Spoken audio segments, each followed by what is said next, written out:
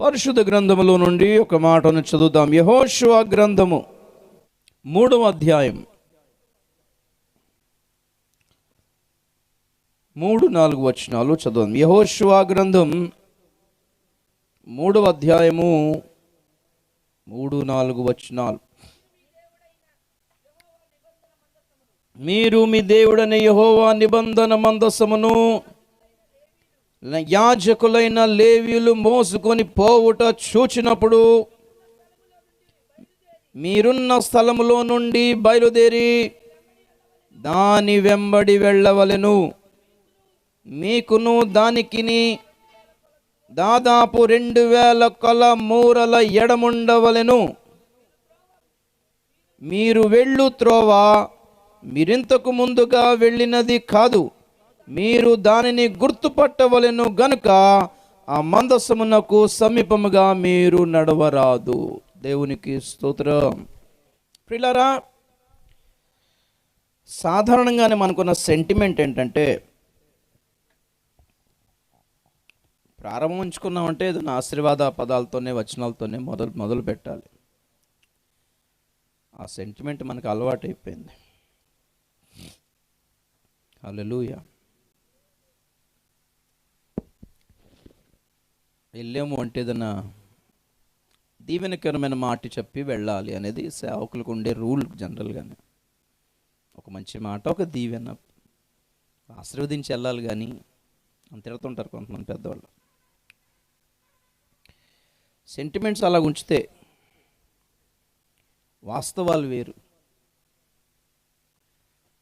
భవిష్యత్తు దారుణంగా కీడుకరంగా ఉన్నప్పుడు అవేం చెప్తాను మోమాట పడి పర్లేదు భవిష్యత్తు బాగుంటుంది అని చెప్పేసి వెళ్ళిపోయామనుకోండి, మోసం అవుతుంది. దేవుడు మనల్ని నిలబెట్టింది ఎందుకు? మోమాట పడ్డానిక? హల్లెలూయా. శుభమాని బయలుదేరాడండి పొద్దున్నే. దారిలో బ్రిడ్జ్ కట్ అయిపోయింది, బళ్ళు పడిపోతున్నాయి, కింద పడిపోతున్నారు, అందరూ యాక్సిడెంట్ అవుతున్నాయి అని చెప్తే బాగోదని పర్లేదు వెళ్ళండి అంటే అవుద్దా? శుభమాను బయలుదేరుడికి ఇన్నోడికి ఇది అపశపనం మాటలు చెప్పడం ఎందుకని అందరూ చిరాకు పడతారు. జనరల్గా సెంటిమెంట్ అది. శుభమాను బయలుదేరితే మంచిగా వెళ్తావులే, పర్వాలేదు, ఏం కాదు, నీ వెళ్ళే పని సక్సెస్ అవుతుందిలే అని చెప్పొచ్చు. కానీ మోమాటానికి సెంటిమెంట్కి మంచి మాటలు చెప్పడం కంటే జరిగే ప్రమాదం గురించి హెచ్చరిక చేయడం చాలా అవసరం అక్కడ సెంటిమెంట్స్ తర్వాత. హల్లెలూయా. ఉగ్రవాదులు దారికడ్డంగా బాంబులు పెట్టారంట అని చెప్తే బయలుదేరినోడికి అలా చెప్తే బాగోదని పర్లేదు వెళ్ళండి అంటే పరిస్థితి ఎవరు నష్టం వాడికి, వెళ్ళినోడికి తర్వాత చెప్పినోడికి అవుతుంది. అంటే మా పెద్దలు చెప్పారు పొద్దున్న బయలుదేరి అలాగ అనొద్దు అంటారే. హల్లెలూయా. బైబిల్ అదే చెప్తుంది ప్రియులారా, ప్రవక్తలకు ఇవ్వబడిన పరిచర్యయే అది. హల్లెలూయా. ప్రవక్తలు బూర ఊదాలి. ఎప్పుడు ఊదాలి? ఖడ్గము వచ్చుట చూచినప్పుడు. అదే కదా యెహెజ్కేలు గ్రంథం 33వ అధ్యాయం చదవండి 2వ వచనం నుండి.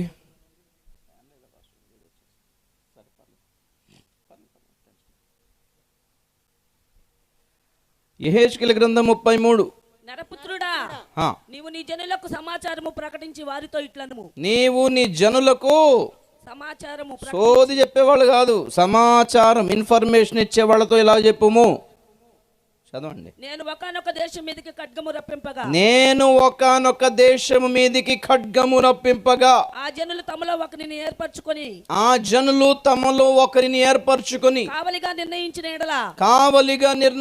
ఎడల అతడు దేశం మీదకు ఖడ్గము వచ్చుట చూచి, అతడు దేశము మీదికి ఖడ్గము వచ్చుట చూచి బాకా ఊది జనులను హెచ్చరిక బాకా ఊది జనులకు హెచ్చరిక చేసిన సమయమున ఎవడైనను బాకానాదము వినియును జాగ్రత్త పడనందున ఖడ్గము వచ్చి వాని ప్రాణమును తీసిన ఎడల వాడు తన ప్రాణమునకు తానే ఉత్తరవాది. వాడు చెప్పినా వినలేదు కాబట్టి వాడు చస్తే వాడి ప్రాణానికి వాడే ఉత్తరవాది. బాకానాథు వినియును వాడు జాగ్రత్త పడకపోయును గనుక తన ప్రాణమునకు తానే గనక వాడు చస్తే ప్రకటించిన వాడికి దోషం లేదు, వాడు తన ప్రాణమునకు తానే ఉత్తరవాది. అనగా వాడు జాగ్రత్త పడిన ఎడల తన ప్రాణమును రక్షించుకొని, ఎందుకంటే హెచ్చరిక మాట విని జాగ్రత్త పడిన ఎడల వాడు రక్షించబడి ఉండేవాడు. కావలివాడు ఖడ్గము వచ్చుట చూచి, అయితే వినాలి, అయితే కావలివాడు ఖడ్గము వచ్చుట చూచి బాకా ఊదనందు చేత మోమాట పడి మనకెందుకులే అనుకుని, ఒక్కసారి ఆగండి, నన్ను ఫాలో అవ్వండి. నాకెందుకులే అనుకొని మోమాట పడి ఆశీర్వాదాలు ప్రకటించమన్నాడు, శాపాలు ప్రకటించవద్దు గనక వాడు బాకా ఊదనందు చేత జనులు అజాగ్రత్తగా ఉండుటయు ఖడ్గములు వచ్చి వారిలో ఒకడేంటి, అందరి ప్రాణాలైన వారు తీయుటయు తటస్థించిన ఎడల వాడు తన దోషమును బట్టి పట్టబడిన ఏడి ఆ జనులు చచ్చినవాడు తన దోషను బట్టి పట్టబడినను వాడు చచ్చినందుకు కావలి వానిని విచారించుదును. ప్రాణమును గురించి విచారించుదును. అలా చదువుకుంటప్పుడు చాలా ఉంటుంది. నా శోధన చెప్పండి కూడా ఒకసారి గట్టిగా హల్లెలూయా. సేవకుడు సువార్తికుడే కాదు, కావలివాడు కూడా. సేవకుడు సువార్తికుడే కాదు, సైనికుడు కూడా. సేవకుడు కాపరి కూడా. ఇవన్నీ చెప్పడానికి కారణం ఏంటంటే 2020 సంవత్సరం అంతానికి వేదనలకు ప్రారంభము, ముగింపు కాదు ఇది. This is not an end, this is just a beginning of the end.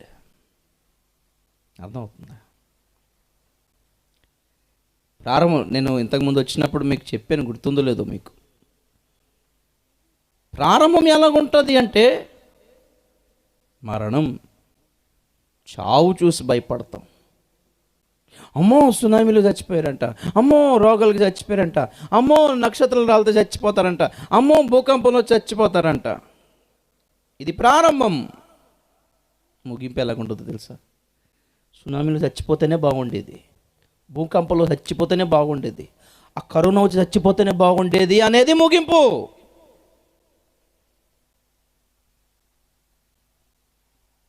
అమ్మో చావుకు భయపడడం అనేది ప్రారంభమైతే బ్రతకటానికి భయపడినదే అనేది ముగింపు. ప్రియులారా, మరణాన్ని కోరుకుంటారంట. చచ్చిపోతే బాగుంటుంది అని పరిగెత్తి కొండ గుహల్లో బండ సందుల్లో దాక్కుని, బండలారా కొండలారా మా మీద పడి మమ్మల్ని దేవుని ఉగ్రతకు మరుగు చేయుడని ఆ బండలకి దండం పెట్టుకున్నారంటండి.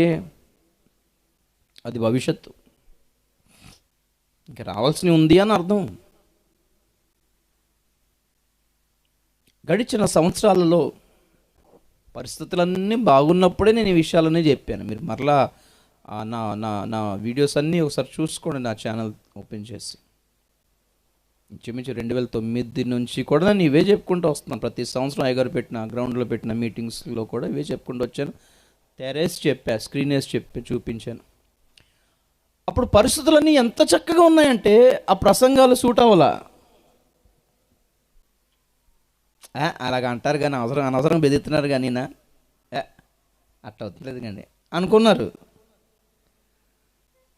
కానీ దేవుని మాట్లాడుకుంటే నాకు రోజుకు ఒక ఫోన్ అన్న వస్తుంది, అయ్యగారు మీరు చెప్పింది అవుతుంది అయ్యగారు అని. మరి నేను చెప్పినప్పుడు సోది అనుకున్నావుగా, నేను చెప్పినప్పుడు సోది బాగా చెప్తాడు. ఇలా భయపెట్టే ప్రసంగాలకే హైలైట్ అవుతున్నారు చాలామంది. ఇదే పెద్ద సేవ అనుకుంటున్నారు. అరే వెళ్తే దీవించి రావాలి కానీ, వెళ్తే బలపరిచి రావాలి కానీ, వెళ్తే ఓదార్చి రావాలి కానీ. అరే ఓదార్చగలిగినంత ఆ క్షేమకరమైన భవిష్యత్తు లేనప్పుడు ప్రవక్త ఏం చేస్తాడు? ఆహాబు రాజు ఇంకొకడు యుద్ధానికి బయలుదేరినప్పుడు యెహోషాపాతు అంటాడు, బయలుదేరుతున్నాం కానీ ఒక్కసారి దేవుడిని అడిగి వెళ్తే బాగుంటుంది, ప్రవక్తలు ఎవరైనా ఉన్నారంటే బోళ్ళని ప్రవక్తలు రండి రా ఏం చేస్తున్నారు, సమోసాలు బిస్కెట్లు అంటే డబ్బా ప్రవక్తలు అందరూ వచ్చారు ముందుకి. వాళ్ళందరూ వచ్చి, రాజు చిరంజీవి అగును గాక, రాజు మీకు విజయం ఇచ్చును గాక, రాజు మీకు అది ఇచ్చును గాక, మీరు విజయంతో తిరిగి వస్తారు అని ఒకడు. నువ్వేమంటావురా మైకు? అదే సార్ ఇదే అంటే. నువ్వేమంటావు? ఇదే మీకు విజయము దేవుడు సమకూర్చబోయా అంటే యెహోషాపాతు అంటాడు, ఇలా కాదు, డబ్బా ప్రవక్తలు కాదు కానీ యెహోవా ప్రవక్తులలో ఒకడైనను లేడా అని అడుగుతాడు. అప్పుడు అహాబ్ అంటాడు, ఉన్నాడు ఒక వేస్ట్ ఫెలో, అదే ఎప్పుడు ఉల్టా చెప్తాడు, ఎప్పుడు వ్యతిరేకం చెప్తాడు, ఎప్పుడు ప్రసంగకి నెమ్మది సమాధానం శాంతి ఉన్నదంతా ఎగిరిపోతూ ఉంటుంది. ఏదో వాక్యం వింటే సమాధానం అనిపిస్తుందని వింటే ఉన్న సమాధానం ఎగిరిపోయేలా చేస్తాడు ఆయన. అంటే యెహోషాపాతు అంటాడు, అట్లా అనరాదు, కనుక్కుందాం, పిలవమంటే మీకాయా అను ప్రవక్తని పిలుస్తారు. యెహోషాపాతు అంటాడనమాట, మీరేమంటారు, ఇంతమంది ప్రవక్తలు మరి ఇలాగ అన్నారు, మీరేమంటారంటే ఈరోజు సావు ఖాయం అహాబుకి అంటాడు. నేను చెప్పాను ముందే చెప్పాను, వీళ్ళందరూ ఒకటి అంటే ఈయన ఎందుకు ఒకటి అనాలి? నలుగురితో నారాయణ గుంపులు గోవింద అనాలి, కానీ అంత కలవచ్చు కదా, ఈయన సెపరేట్ ఎందుకు? నేను ముందే చెప్పానంటే అలా కాదు. అప్పుడు మీకాయ అంటాడు, వీళ్ళందరూ డబ్బా వాళ్ళు అంత ఎవరో తెలుసా? యెహోవా సన్నిధిని ఒక మీటింగ్ ఏర్పడితే అర్థమవుతుందండి, దేవుడు అంట చూసాడంట, ఈ దెయ్యాల గుంపంతా కూడుకొని అబద్ధం చెప్పే ఆత్మగా ఎవరు వెళ్తారు అని అడిగితే ఒక ఆత్మ వచ్చి దేవుడి దగ్గర పర్మిషన్ అడిగిందంట. ఒక ఆట ఆడుకుంటూ వస్తాను నువ్వు సెలవిస్తావా అంటే ఆడుకో అన్నాడు దేవుడు. దేవుడి నుంచే పర్మిషన్ అడిగి వచ్చిందంట. అది అబద్ధములాడు ఆత్మగా వచ్చినాయి అంట దెయ్యాలన్నీ వచ్చి. ఏ ప్రసంగం చేస్తే కానుకొస్తుందో అవి చెప్పినంటే ఇవన్నీ. మరి రాజుగారు మరి చచ్చిపోతావంటే కొట్టినా కొట్టేస్తాడు, డబ్బులు రావు అందులో, మళ్ళీ కొట్టడం సంగతి తర్వాత. ఆ పూట వండుకోవాలా లేదా? మీటింగ్కి వెళ్ళామంటే ఇంట్లో భార్య చూస్తుంటుంది, ఏం తీసుకొస్తాడు, బట్టలు కొనవచ్చు పండక్కి. గనక ఏ వర్తమానం చెప్తే ఇన్కమ్ వస్తుందో తెలీదా సేవకులకి? ఏ మాట చెప్తే, ఏ ప్రవచనము చెప్తే టక్కుమని జేబులో ఉన్న 2000 తీసి చేతిలో పెడతారో తెలీదా? ఇక చస్తారా బతుకుతారా భవిష్యత్తు ఏంటా మనకి ఎందుకులే ఆ గొడవ సోది, వాళ్ళే చూసుకుంటారు. మనం చెప్పేయాల్సింది ఏంటంటే వీళ్ళకి దీవెన బ్రేక్ ఎత్తే ఆ పూటకి కొంచెం మనసు హల్కా తేలిక అనిపిస్తే చాలు, తర్వాత సచ్చినత పర్లేదు, తర్వాత సంగతి అది అని ఆ దెయ్యాలన్నీ ఈ డబ్బా ప్రవక్తల్లో దూరిని అంట.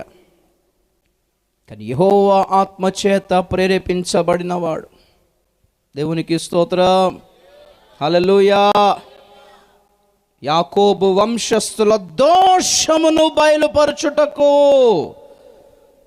నేను తీర్పు తీర్చు ఆత్మతోనూ యెహోవా ఆత్మావేశము చేత నింపబడిన వాడనై ఉన్నాను అంటాడు. మీకా 3:8 చదవండి ఒకసారి. మీకా గ్రంథం 3:8 వినాలి.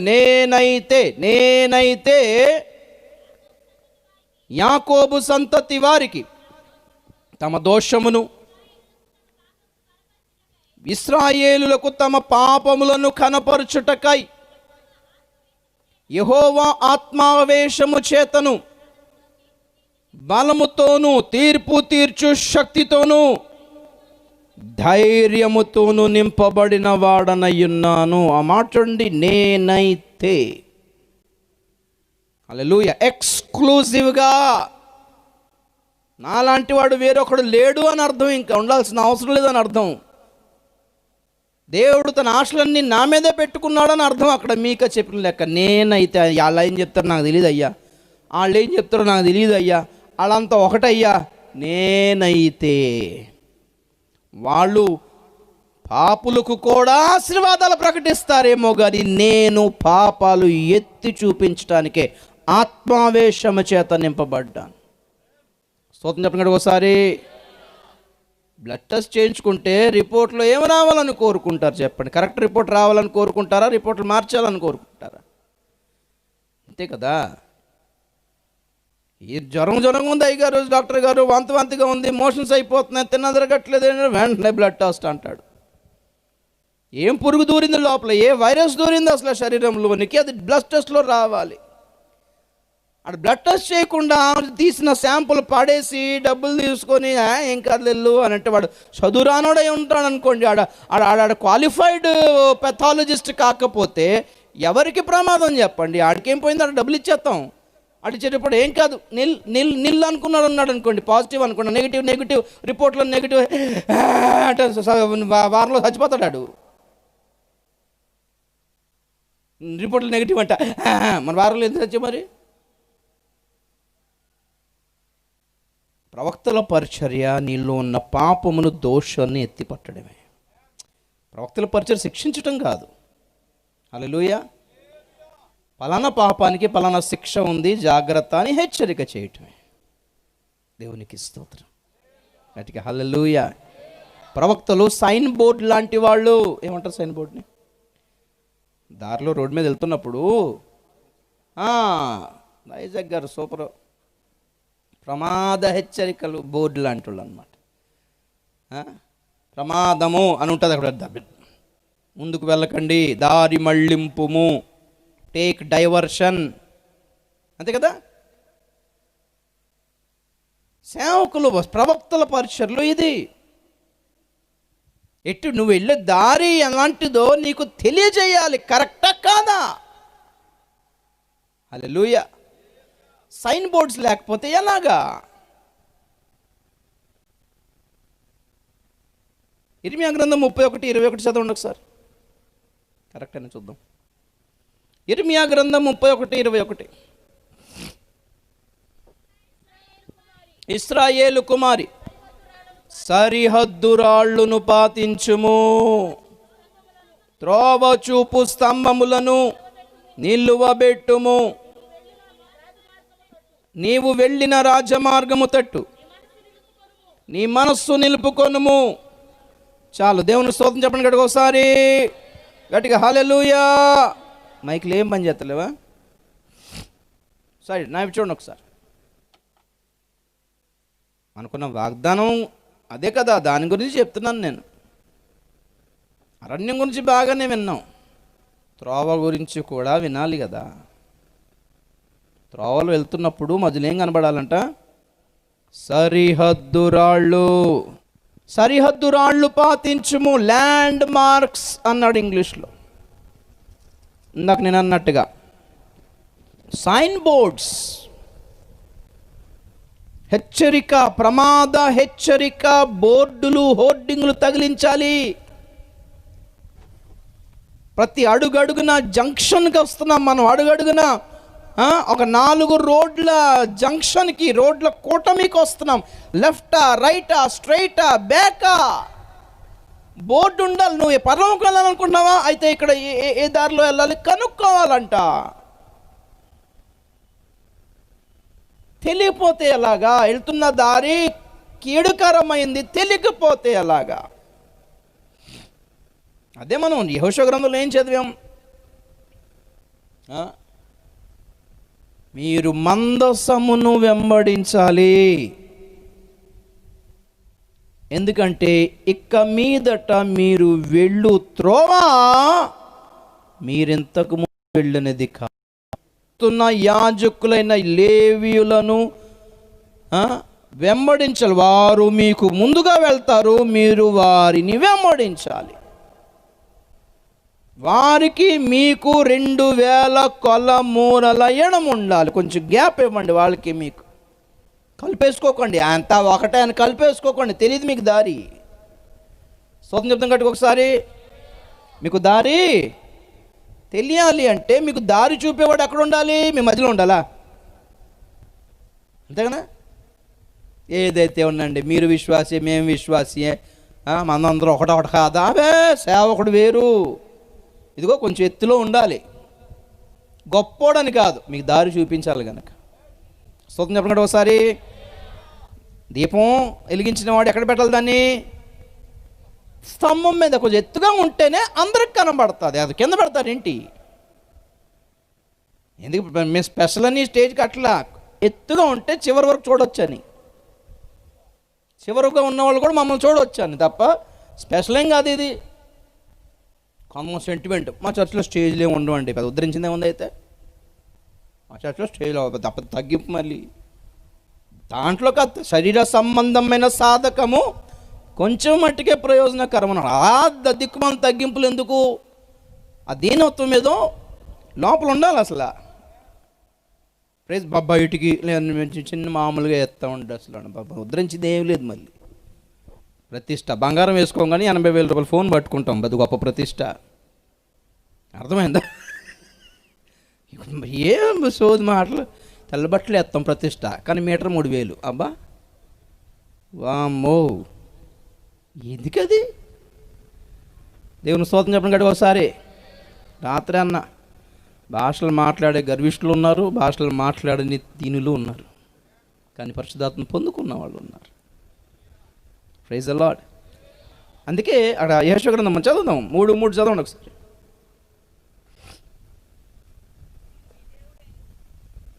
మీ దేవుడైన యెహోవా నిబంధన మందసమును యాజకులైన లేవీలు మోసుకుని పోవట చూచినప్పుడు మీరున్న స్థలంలో నుండి బయలుదేరి దాని వెంబడి వెళ్ళవలెను. హల్లెలూయా.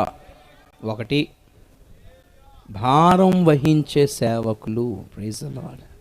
హల్లెలూయా. ప్రధాన యాజకుని భుజం మీద పచ్చలు ఉండేవి, 2 పచ్చలు, ఈ భుజం మీద ఈ పంచం. ఇక్కడ భుజం మీద ఆ పచ్చల మీద 6 గోత్రికుల పేర్లు, ఇశ్రాయేల్ 6 గోత్రికులు, ఇక్కడ ఇశ్రాయేల్ 6 గోత్రికులు. ప్లస్ ఈ చెస్ట్ మీద, ఛాతి మీద న్యాయ విధాన పథకం అనే ప్లేట్ తగిలించేవాడు యాజకుడు. ఆ ప్లేట్ మీద 12 గోత్రికుల పేర్లు 12 రత్నముల మీద ముద్రించారన్నమాట, రాసి పెట్టారు. దాని అర్థం ఏంటి గమనించాలి. ఎవరు యాజకుడు అంటే, 1 అతడు మందసాన్ని మోస్తున్నవాడు, 2 అతడు దేవుని ప్రజలను మోస్తున్నవాడు. భుజాల మీద మోస్తున్నాడు, హృదయములోనూ మోస్తున్నాడు. చదువుతారన్నమాట. నిర్గమకాండం 28వ అధ్యాయము. ఓకే 12 చదవండి సార్. అప్పుడు ఇశ్రాయేలీయులకు జ్ఞాపకార్థమైన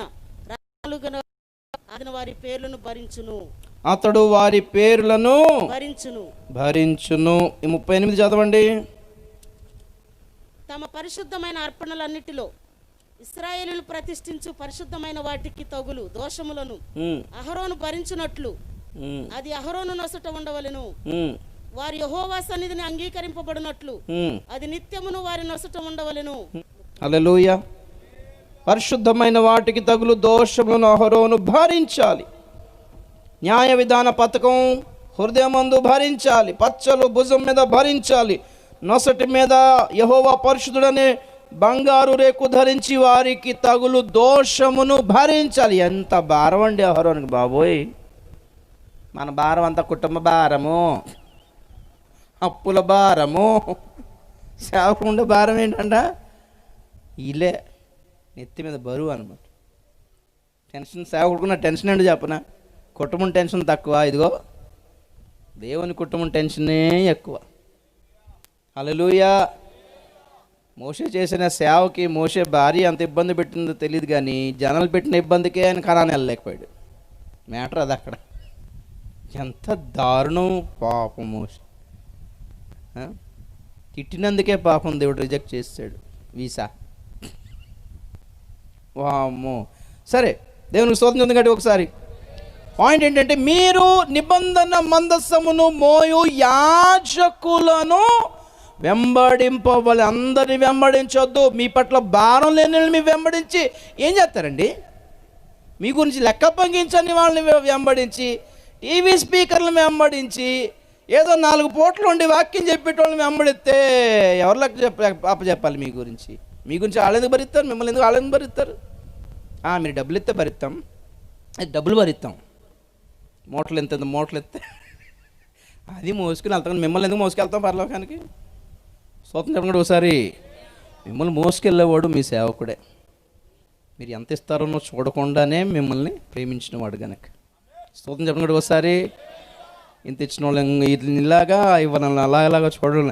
దేవుని కొరకు ఆత్మ రక్షించబడుతుందనే సంతోషం ఒకటే చాలు కదా కాపురికి. ఇంకంతకంటే ఇంకేం కావాలి? దేవుని స్తోత్రం చెప్పండి ఒకసారి. డబ్బులు అంటారా, ఆహారం అంటారా, ఇంట్లో గడవడం అంటారా, పూట గడవడం అంటారా, దేవుడు చూసుకుంటాడులే. 4 ఆత్మలు వచ్చాననే సంతోషమే మీ సేవకుడికి ఉన్న ఆశీర్వాదం, ఆనందం. అలాంటి వాళ్ళు ఎక్కడ దొరుకుతాయి చెప్పండి మీకు? టీవీ ప్రసంగాలు కోకుంటుందా? స్తోత్రం చెప్పండి కూడా ఒకసారి గట్టిగా హల్లెలూయా. ఇక్కడ ఉన్న అందరి పేర్లు తెలుసా అయ్య గారికి? అది నాకు తెలుసా?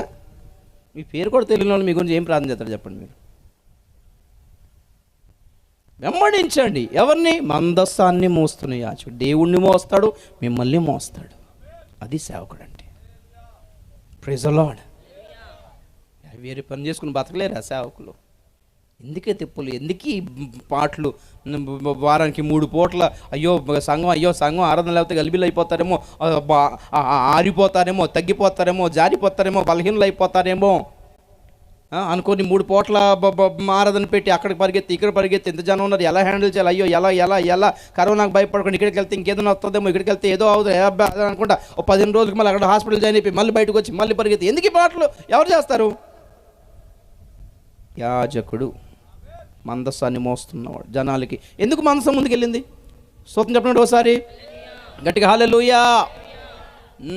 103వ కీర్తన 7వ వచనం చదవండి.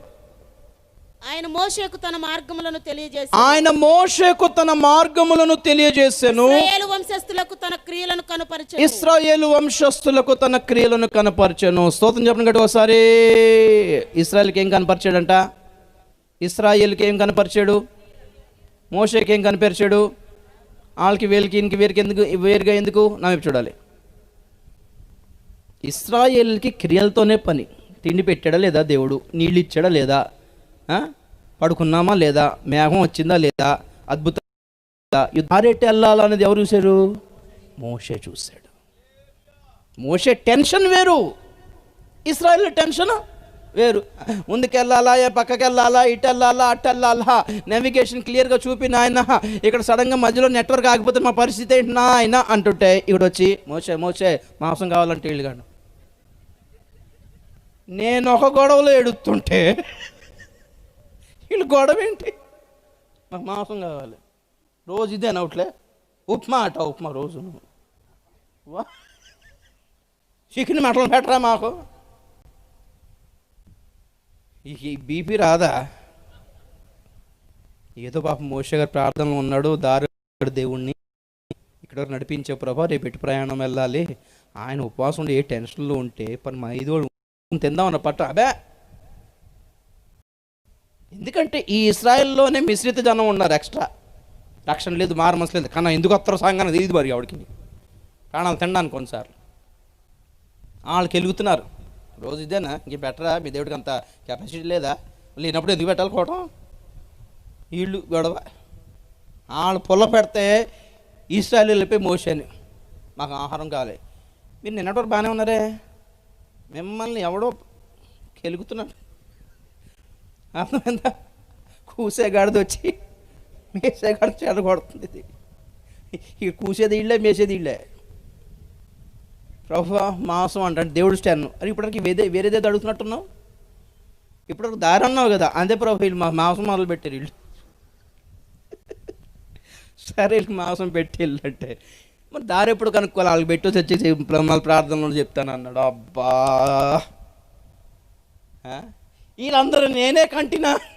వామ్మో మోసే టెన్షన్ చూడాలి మీరు ఆ మాటలన్నీ. వీళ్ళందరూ నేనే కన్నానా? వీళ్ళు మీ నెత్తి మీద ఉన్నారు వీళ్ళందరూ.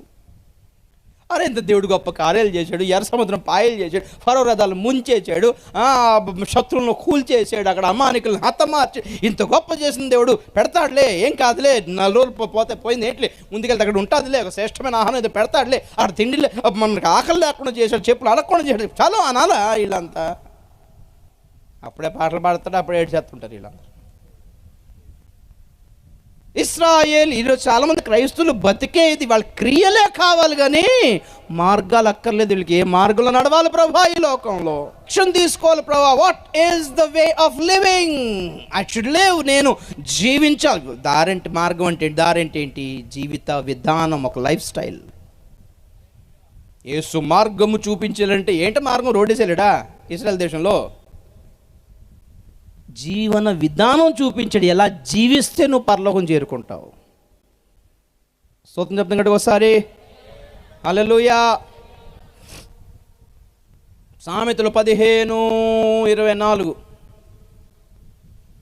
సామెతలు 15:24. క్రిందనున్న పాతాళమును తప్పించుకొనవలెనని, కిందనున్న పాతాళమును తప్పించుకోలేవలెనని. నీతిమంతుడు పరమునకు పోవు జీవ మార్గం నడుచు. దాన్ని తీసుకెళ్లే దారేంటి, పరలోకానికి తీసుకెళ్లే దారేంటి నువ్వు కనుక్కొని పాతాళం నీకు వద్దు అనుకుంటే దానికి వ్యతిరేక దశలో ఇంకొక మార్గం ఉందంట, దాంట్లో నడిస్తే బుద్ధిమంతుడివి. రాకడలో, ప్రభు రాకడలో బుద్ధి గలవాళ్ళు ఎత్తబడ్డారు అని అంటే ఎవరు బుద్ధిమంతులు అంటే ఇది జీవ మార్గములో నడిచేవాళ్ళు, పరలోకానికి తీసుకెళ్లే మార్గంలో నడిచేవాళ్ళు అండి. ఇవి ఈజీగా కనబడవు. నా వైపు చూస్తారా? స్తోత్రం చెప్తారు గట్టిగా ఒకసారి. హల్లెలూయా. ఈజీగా కనబడదు ఇది. మోషే ఎందుకు ఆయన మోషేకు తన మార్గములను కనపరిచాడంట. ఎందుకు అంటే అడిగాడు గనక. వాళ్ళు ఏమన్నా రథాలు వెళ్ళే హైవే మీద వెళ్ళిపోయారేంటి కనాన్ దేశానికి? అక్కడ బోర్డులు ఉంటాయి, దేవునికి అనుకోవాల్సి తెలుసు, ఇన్ని దారులు తెలియదు. ఆ కాలంలో యుద్ధ ప్రవీణుడు కదా మోషే. నాకు తెలుసులే ఈ దారే సూపరు, బోళ్ళంతా 3 సార్లు వెళ్ళాం అన్నట్టు లేకుండా దేవుడు అడవిలో తిప్పేసరికి దేవుడే దిక్కాడు వాళ్ళకి. దేవుడే దిక్కయ్యే పరిస్థితి రావడమే ఆశీర్వాదం. మనకి బాగా చదువుకున్నానులే, మేనేజ్ చేసి వచ్చలే, బాగా డబ్బులు ఉన్నాయిలే, మేనేజ్ చేసిలే, ఆస్తుందిలే, అమ్మ నాన్న పంచిన ఆస్తి ఉందిలే, ఇంకాదో మొత్తం సూపరు అనే పరిస్థితులు లేకుండా ఇరుక్కోవడమే అరణ్యం. స్తోత్రం చెప్పండి ఒకసారి. అప్పుడు ఎటు చూస్తాం? నువ్వే దిక్కు నాయన, నువ్వే దారి నాయన. అలాంటి పరిస్థితులు వచ్చాయా మీకు ఎప్పుడైనా? అరణ్య అనుభవం, అరణ్యములో త్రోవ. Praise the lord. ఇర్మియా గ్రంథం 6వ అధ్యాయం 15 వచనం చదవండి ఒకసారి. 16. యెహోవా ఇలాగు సెలవిచ్చుచున్నాడు, యెహోవా ఇలాగు సెలవిచ్చుచున్నాడు, మార్గములలో నిలిచి చూడుడి, మార్గములలో నిలిచి చూడుడి, పురాతన మార్గములను గూర్చి విచారించుడి, పురాతన మార్గములను గూర్చి విచారించుడి, మేలు కలుగు మార్గమేదని, మేలు కరుగు మార్గమేదని అడిగి అందులో నడుచుకొనుడి, అడిగి అందులో నడుచుకొనుడి, అప్పుడు మీకు నెమ్మది కలుగును. అప్పుడు నెమ్మది కలుగును. స్తోత్రం చెప్పండి గట్టిగా ఒకసారి, గట్టిగా. హల్లెలూయా. ఏమన్నాను ఇందాక? మార్గముల మధ్యలో నిలబడి అంటే జంక్షన్లో నిలబడి, రోడ్ల కూటమిలో కూడికల జంక్షన్లో నిలబడి, కొన్నిసార్లు మీటింగ్కి వెళ్తూ అది ఏ ఊరో మొత్తం మీద బాగా తెలిసిన ఊరై ఉంటుందిలే అనుకొని డేట్ ఇచ్చేసి తిప్పల పడిన దినాలు ఉన్నాయి. అక్కడేనండి, గుడివాడ పక్కనేనండి, గుడివాడ ఎక్కడ అడిగినా ఊరి పేరు నాకు తెలియదు అంటారు ఎవడైనా. కారు వేసుకున్నా పోనీ, ఎవరిని అడిగినా అక్కడ ఎవరిని అడిగినా చెప్పేటట్టు ఎవడు ఉండడు అక్కడ. అలాంటి ఊర్లో ఏం లేదే అంటాడు. అలా కాదు కానీ వాళ్ళేమో అక్కడ ఇబ్రాహీంపట్నం అంటారు, వాళ్ళు భవానీపురం అంటారు, లేకపోతే అటువైపు ఉందండి ఆ ఊరు. మాకు ఎందుకంటే ఒకే పేర్లు 4-5 ఊర్లు ఉంటాయి పక్కనే. అయ్యో దేవుడా. అడగండి. మేలుకరమైన మార్గం ఏమండి? నెమ్మది కలిగించు మార్గం, లక్ష్యానికి గురికి చేర్చు మార్గం, దేవుని దగ్గరికి నడిపించే మార్గం, పురాతనమైన మార్గం ఏంటో తెలుసా? అపోస్తలుల ఉపదేశం. స్తోత్రం చెప్పండి కూడా ఒకసారి. వాళ్ళు ఏర్పరిచిన మార్గం అది, వాళ్ళు తయారు చేసిన ఒక దారి. Hebrew 10:19 Hebrew. సహోదరులారా, యేసు మన కొరకు ప్రతిష్ఠించిన మార్గమున అనగా నూతనమైనదియు జీవము గలదియు ఆయన శరీరమును తెర ద్వారా ఏర్పరచబడినదియునైనా మార్గమున పరిశుద్ధ స్థలమునందు ప్రవేశించుటకు ధైర్యం కలిగి ఉన్నది గనుకను దేవుని ఇంటి పైన మనకు గొప్ప యాజకుడు. స్తోత్రం చెప్పండి గట్టిగా ఒకసారి. అపాయింట్ చూడండి. యేసు మన కొరకు ప్రతిష్ఠించిన మార్గము నంబర్ 1, నూతనమైన మార్గం నంబర్ 2, జీవము గల మార్గము నంబర్ 3, ఏర్పరచబడిన మార్గము నంబర్ 4. దేవుడు తయారు చేసి వెళ్ళాడంట. స్తోత్రం చెప్పండి ఒకసారి గట్టిగా. హల్లెలూయా. ప్రతిష్టలో ఉంటే కరెక్ట్ మార్గంలో ఉన్నాం, క్రొత్త నూతన మార్గంలో ఉంటే కరెక్ట్ దారిలో ఉన్నావు. జీవము కలిగిన వాటి యందు ఆసక్తి చూపిస్తూ ఉంటే కరెక్ట్ దారిలో ఉన్నావు. ఏర్పరచబడిన దారిలో ఉన్నావు అంటే కరెక్ట్ దారిలో వెళ్తున్నావు అర్థం. హల్లెలూయా. ఎందుకు ఈ దారిలో వెళ్తున్నానంటే యేసు తయారు చేసి రోడ్డు వేసి నిలిన దారి ఇది. డౌట్ అక్కర్లా, నీకు సైన్ బోర్డ్స్ అక్కర్లా. ఈ దారి ఖచ్చితంగా దేవుని దగ్గరికి చేరుస్తుంది. ఈ దారి ఖచ్చితంగా నూతన యెరూషలేముకి చేరుస్తుంది. At the end you shall end up with new Jerusalem. మా డూప్లికేట్ దారులన్నీ కనుక్కుంటున్నారా? ఇరుక్కు మార్గం ఇది. ఆ మాట కూడా చదువుతాం. మత్తయి సువార్త 7:13 నుండి. మత్తయి సువార్త 7:13. అక్కడికి వెళ్ళి ఒక ఇంపార్టెంట్ పాయింట్ చెప్పి ముగిస్తా. ఇరుకు ద్వారమున ప్రవేశించుడి, ఇరుకు ద్వారమున ప్రవేశించుడి. నాశనమునకు పోవు ద్వారము వెడల్పును, ఆ దారి విశాలమునై ఉన్నది, దాని ద్వారా ప్రవేశించు వారు అనేకులు. జీవమునకు పోవు ద్వారము ఇరుకును, ఆ దారి సంకుచితమునై ఉన్నది గనుక దాన్ని కనుగొను వారు కొందరే. ఒకసారి ఇరుకు ద్వారమున నడుచువారు కొందరు అంటలా, దాన్ని కనుగొనవారే కొందరు అంటున్నాడు. అంటే అంత ఈజీ కాదన్నారు. ఇంతకన్నా చూసారా పల్లెటూరు? చూస్తారా నా? ఆ పల్లెటూర్లు వెళ్ళాలి అంటే దారులు ఉంటాయి కొన్ని.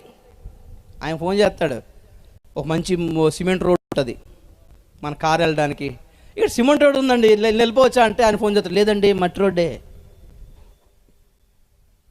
రోడ్డు బాగుందని వెళ్ళిపోతే ఆ ఊరికి వెళ్తుంది లేదు, మనకేం తెలుసు?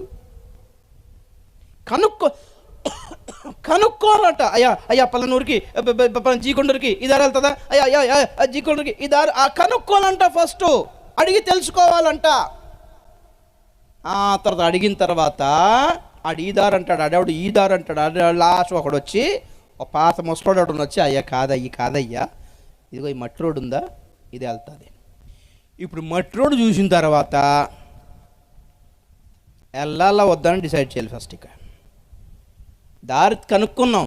మధ్యలోకి వెళ్ళక ఎన్ని గోతులు ఉంటాయో, ఎన్ని బురదలు ఉంటాయో, ఎన్ని నీటి మడుగులు బురద గుంటలు ఉంటాయో, ఎందులో మనది బండి ఎరుక్కుంటాదో, లాక్కోలేక పీక్కోలేక చేస్తామో.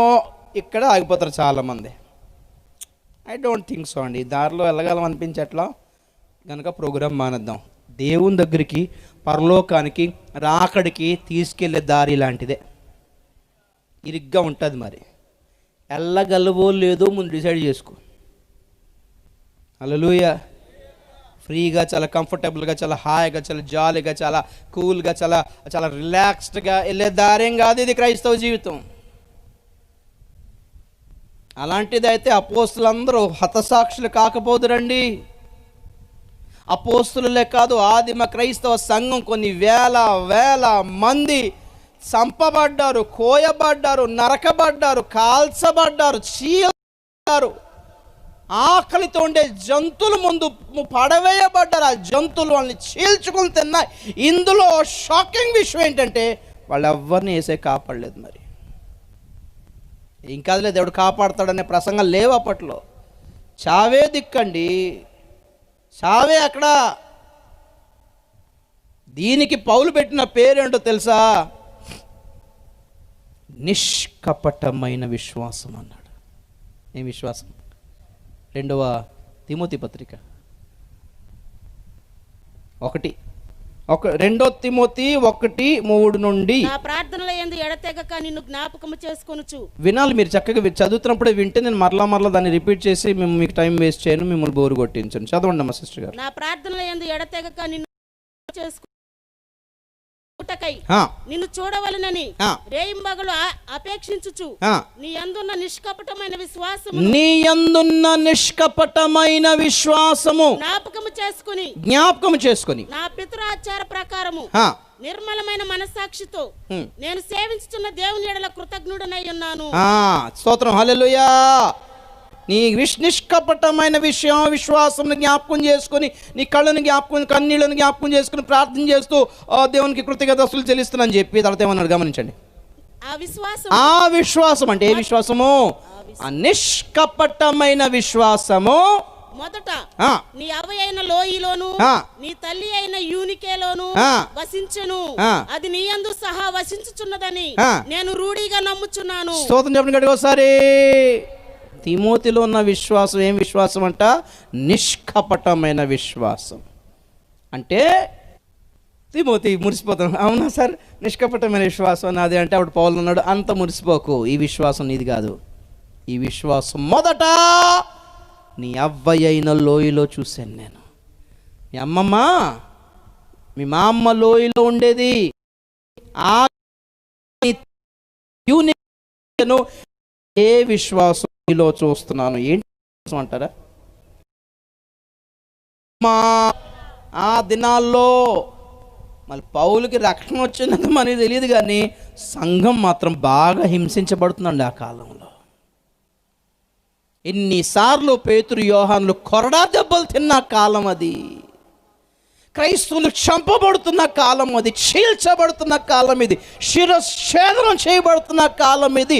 ఆ కాలంలో మా సభలకు వస్తే స్వస్థత, మా సభలకు వస్తే నీకు వ్యాధియా బాధ, కోటాలంటే చంపేసిన దినాలు అవి.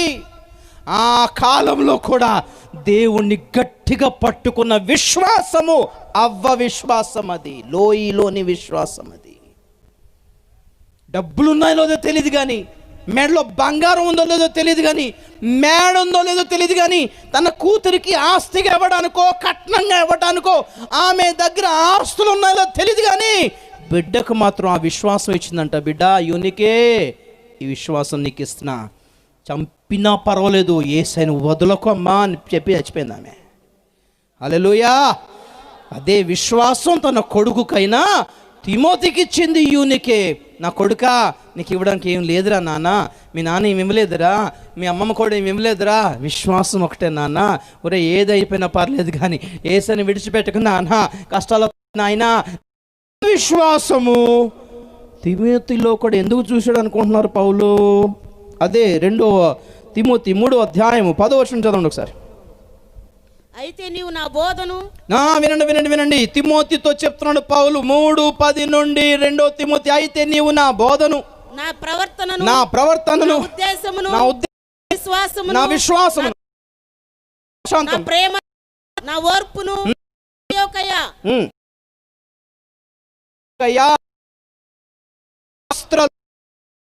అనే పట్టణము నాకు కలిగిన హింసలను ఉపద్రవములను తెలిసి చూచి గమనించిన వాడవై నన్ను వెంబడించితివి. చేపలు కొట్టి గట్టిగా ఒకసారి. నా ఇన్నోవా కార్లను, నా బిల్డింగ్లను, నా స్టేటస్ను చూసి ఏదో ఒక స్థలం ఇచ్చి చర్చి కట్టేస్తాడని ఈ చూసి నువ్వు రాలా. నేను పడిన బాధలన్నీ చూసి నన్ను వెంబడించావు నువ్వు. నా హింసలను చూసి వెంబడించావు నువ్వు. నేను దెబ్బలు తిన్నా లుస్త్రలో, చదువుకోండి అపోస్తుల కార్యంలో, లుస్త్రలో రాళ్ళిచ్చి కొట్టి చచ్చిపోయాడు అనుకుని ఈడ్చికెళ్ళిపోయారు పౌలుని. అందరూ వెళ్ళిపోతే అక్కడ తిమోతి వచ్చి నిలబడ్డాడు పౌలు దగ్గర. సేవకుడు సుఖంగా, హ్యాపీగా, జాలిగా, దర్జాగా, సంపన్న స్థితిలో ఉంటే బోళంత మంది పక్కన ఉంటారు. సేవకుని దీన దశలో ఉండగలిగామంటే నీ విశ్వాసము నిష్కపటమైన విశ్వాసం. అది ఈ దశాబ్దం అంతా దారుణంగా ఉంటుంది. మరి ఏం చేస్తారు మీ ఇష్టం. మరి ఇట్స్ అ న్యూ నార్మల్. సాధారణ స్థితిలో రావు అని డైరెక్టర్ చీఫే చెప్పాడు. అంటే ప్రపంచ ఆరోగ్య సంస్థ డైరెక్టర్ చీఫ్. ఇది కరోనా ప్రారంభం మాత్రమే. నేను పోస్టులో పెడతాను, నా వాట్సాప్ చూడండి మీరు. కరోనా దారుణం అనుకుంటున్నారా? దిస్ ఈజ్ జస్ట్ బిగినింగ్ అన్నాడు. ఇది ప్రారంభం మాత్రమే. ఇంతకంటే దారుణమైన సవాలు ఉన్నాయి, కాచుకోండి ప్రపంచమా అని స్టేట్మెంట్ ఇచ్చాడండి ప్రపంచ ఆరోగ్య సంస్థ చైర్మన్ బిల్ గేట్స్ కానీ, పెద్ద పెద్ద మేధావులు కానీ, యుఎన్ చైర్మన్ కానీ, వీళ్ళందరూ చెప్పింది ఏంటంటే ఇక సాధారణ పరిస్థితులు రావు అని తేల్చి చెప్పారు. కొత్త సాధారణ వ్యవస్థ వస్తుందట. కొత్త సాధారణ అంటే ఇక కొత్తదనమే, ఇక అలాగే సాగుతుంది అని అర్థం. వ్యాక్సిన్ ఇస్తారు. వ్యాక్సిన్ లేకపోతే మీరు షాపింగ్ మాల్స్కి వెళ్ళి అలౌ లేదు. మీ మాస్క్ లేకపోతే ఎంట్రీ లేదు. ఎలాగైతే అంటున్నారో మాస్కులు లేకుండా అనుమతి, లోపలికి అనుమతి లేదు అని ఎలాగైతే రూల్ ఉందో ఇప్పుడు, రేపు వ్యాక్సిన్ లేకపోతే మీకు లోపల ఎంట్రీ లేదు, ఈ షాపింగ్ మాల్కి ఎంట్రీ లేదు. షాపింగ్ మాల్ వదిలేయండి, మీకు ఎయిర్పోర్ట్లో ఎంట్రీ లేదు, ఫ్లైట్స్ టికెట్స్ ఎవరు, ఇండియా నుంచి బయటికి వెళ్ళడానికి కావద్దు, పాస్పోర్ట్స్ వీసాస్ రావు, రైల్వే స్టేషన్తో సహా. వ్యాక్సిన్ వద్దు, ఇంట్లో ఉంటానంటే ఓకే, వదిలేస్తారు. లేకుండా ఎవరు అర్థమవుతుంది. 666 ముద్ర అయితే కాదు, గుర్తుపెట్టుకోండి, నేను చెప్తాను. 666 ముద్ర కాదు, కానీ 666 ముద్రకు సంబంధించిన ఒక ప్రీ స్టేజ్ ట్రయల్ వర్షన్ ఇదంతా. ఏమంటారు ట్రయల్ వర్షన్? ప్రజలకు అలవాటు చేయటానికి రాబోయే భయంకరమైన 666 ముద్రకు సంబంధించిన ఏమండి గ్రౌండ్ ప్రిపేర్ చేస్తున్నారు ప్రపంచం అంతటికి. వీటి ద్వారా భవిష్యత్తులో 666 ముద్ర లేకపోతే పరిస్థితి ఏంటో, ఈ రోజున వ్యాక్సిన్ లేకపోతేనే అటువంటి పరిస్థితి స్టార్ట్ అయిపోతుంది. మీకు దేనికి అవకాశం ఉండదు. ఇకపోతే వ్యాక్సిన్లు ఏముంటుందో తర్వాత చెప్తాను, ఇప్పుడు నేను చెప్పను. కానీ చాలా ప్రమాదం. పొలం తొందరగా వెళ్ళిపోయి వేసేసుకుంటుకోండి మీరు. ఎందుకంటే కరోనాతో చచ్చిపోయినా పర్లేదు, కరోనా ఇప్పుడు వ్యాక్సిన్ వేసుకున్నాం, వ్యాక్సిన్ వేసుకున్నా కరోనా అవుతుందంట. 2-3 వేసుకుని చెప్పిన వాళ్ళు ఉన్నారు. వ్యాక్సిన్ వేసుకుని రియాక్షన్స్ అవుతున్నాయి, వ్యాక్సిన్ వేసుకుని డిఎన్ఏ చేంజ్ అయిపోతుంది, వ్యాక్సిన్ వేసుకుని రకరకాలుగా. ఏమండి ఇవన్నీ ప్రయోగాలు మాత్రమే, ఇవి ప్రయోగాలు మాత్రమే. ఫస్ట్ వేయండి, 2 ప్రభుత్వ అధికారులకు ముందు వేయండి, 3 ధనవంతులకు వేయండి, లాస్ట్కి మా అలాంటి పేదల దగ్గరికి రండి. ఓకేనా అంటే ఎవడు మాట్లాడదే? ఎందుకంటే ముందు ప్రజలకు ఇచ్చేసాం అనుకోండి, 10,000 మంది చచ్చిపోతే వాళ్ళు బతికిపోతారు. ప్రయోగాలు, పేద ప్రజల మీద ప్రయోగాలు ఇవన్నీ. ఒకప్పుడు పిల్లులకి ఎలుకలకి ప్రయోగాలు చేసేవారు ల్యాబ్లో. ఇప్పుడేమో పిల్లులకి కుక్కలకి ఎలుకలకి వస్తున్నారు. జంతు ప్రేమికులు అందరూ ధర్నాలు చేస్తున్నారు, జంతువులు కాపాడాలి. మనుషులు వేసేసుకోండి. పిల్లలకి చేస్తారండి, చంటి పిల్లలకి. మీరు నేను ముందే చెప్పాను ఒకసారి, సంతానలేమి సమస్య ఈ 20 ఏళ్లలో ఎందుకు పెచ్చురెళ్ళిపోయింది? ప్రతి 10 మందిలో 5గురికి సంతానం ఉండట్లేదు. 50%.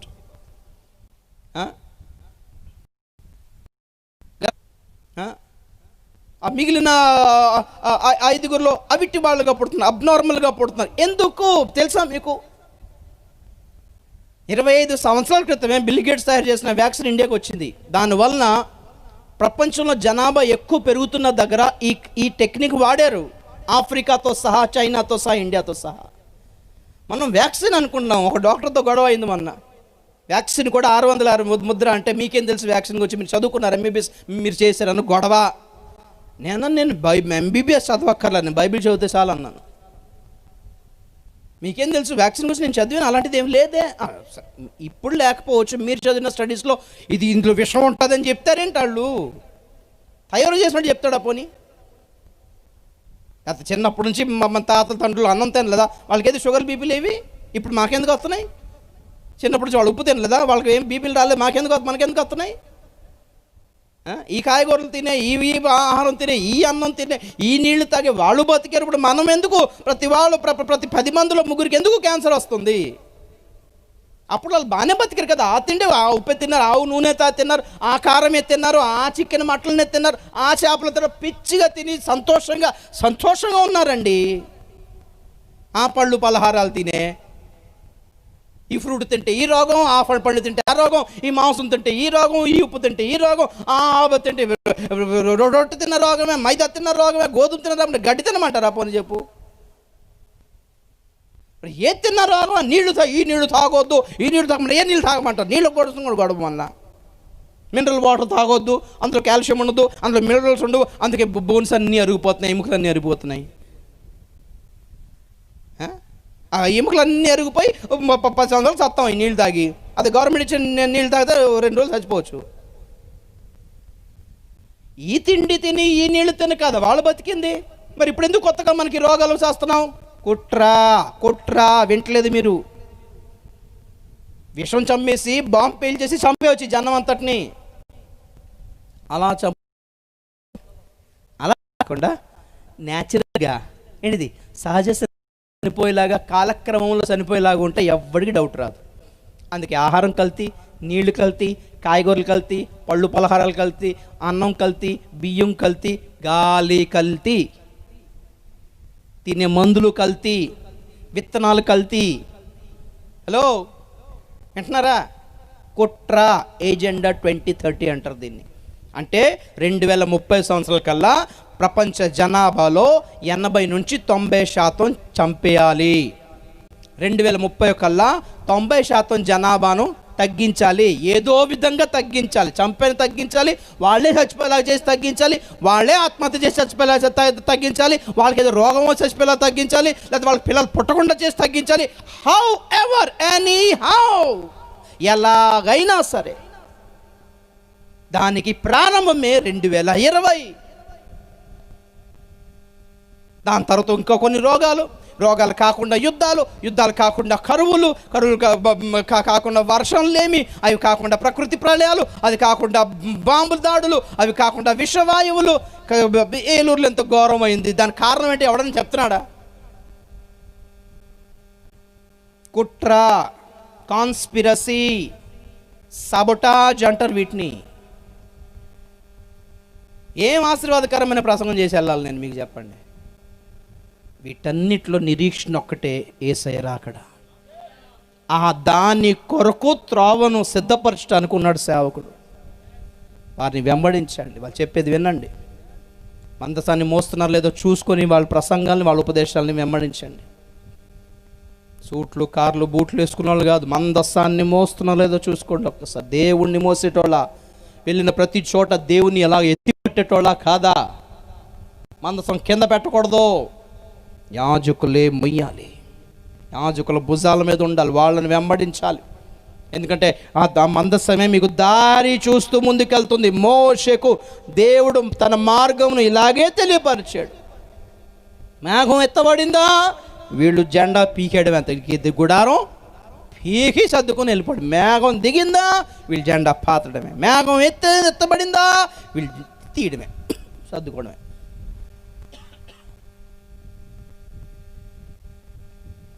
హల్లెలూయా, హల్లెలూయా. ఆ మందస్సమే దారి చూపించింది, ఆ మందస్సమే విశ్రాంతి ఇచ్చింది, ఆ మందస్సమే యోర్దాను నీళ్లను ఆ పైననే ఆపేసింది, ఆ మందస్సమే చుట్టూ తిరగగా ఎరికో గోడలు కూల్చింది. ప్రియులారా, ఆ మందస్సాన్ని వెంబడించటం వల్లనే కనాను క్షేమంగా చేరారు వీళ్ళు. మందస్సాన్ని వెంబడించడం, మందస్సం వెంబడిస్తే మీకు త్రోవ తెలుస్తుంది. మీరు ఇంతకు ముందు వెళ్ళినట్టుగా కాదు, 2020 సంవత్సరానికి ముందుగా ఉన్నట్టుగా లేవు ప్రపంచాలు. సేవలు, సంఘాలు, పరిచర్లు, మీటింగులు, కోటాలు, ఆదివార ఆరాధనలతో సహా మీరు ఇంతకు ముందు చేసినట్టుగా ఉండదు. గుర్తుపెట్టుకోండి, మీరు అలౌ చేయరు. 50-100 వరకే అంటున్నారు. మనం పార్ట్గా చేసుకుంటున్నాం. ఇంకా ఒరిస్సాలో ఆరాధనలు మొదలవలా, కర్ణాటకలో లాక్డౌన్ మొదలైంది, మహారాష్ట్రలో లాక్డౌన్ మొదలైపోయింది, యూకే, బ్రిటన్ అంతా లాక్డౌన్, ఇంకేవో కొన్ని దేశాలు lockdown, south Africa lockdown. New variant అంటే యూకే ఒకటే. యూకే నుంచి వచ్చే ఫ్లైట్లు మూసేయండి అంటే ప్రతి దేశంలో కొత్తగా తయారవుతున్నారు. దానికి అదే, ఒరే వీసాలు దొరకట్లేదురా, ఫ్లైట్లు దొరకట్లేదు, మనం ఇక్కడే తయారవుదాం, అయిపోతున్నాయి. కరోనా ఒక దగ్గర ఒకటి మాట్లాడుకున్నాయి అవి ఎక్స్క్లూజివ్గా. తర్వాత తెలిసింది ఏంటంటే మన ఇండియాలోనే మార్చిలోనే కొత్త వేరియంట్ స్టార్ట్ అయిందంట. ఇది మామూలు మార్పులే అనుకున్నారంట. ఇప్పుడు అర్థమైంది మ్యాటరీలకి. కానీ అది విజృంభించలా, ఎవరిదో ప్రార్థన బాగా గట్టిగా పనిచేసింది. హల్లెలూయా. లోకాన్ని కాపాడలేం బ్రదర్, సిస్టర్. మనల్ని మనం కాపాడుకుందాం, మన సంఘాన్ని కాపాడుకుందాం, మన బోధన కాపాడుకుందాం, సాక్ష్యాన్ని కాపాడుకుందాం, విశ్వాసాన్ని కాపాడుకుందాం, రక్షణను కాపాడుకుందాం, నీతిని కాపాడుకుందాం, పరిశుద్ధతను కాపాడుకుందాం. ప్రభు రాకడ కొరకు సిద్ధపడదాం. ప్రభు ఈ మాటలను దీవించును గాక. కళ్ళు మూసుకుందాం.